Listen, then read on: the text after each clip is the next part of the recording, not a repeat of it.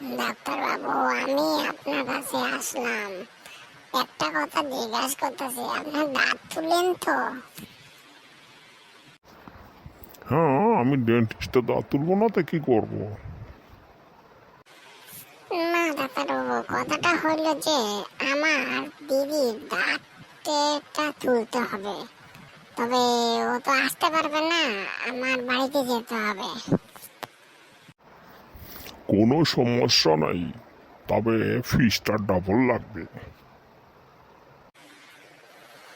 জি আজ্ঞা, ফিস দেওয়া যাইব, কোনো চিন্তা করতে লাগবে না, চলেন না আমার লগে। ঠিক আছে, চলো।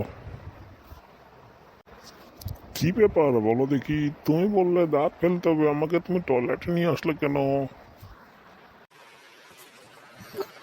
ডাক্তার বাবু, এইখানে তো আমার দিদি ব্রাশ করতে করতে আর এই যে প্যান্টার ভিতরে দাঁতটা পড়ে গেছে, আপনি বললেন দাঁতটা তুলতে পারবেন, এখান থেকে তুললা দেন।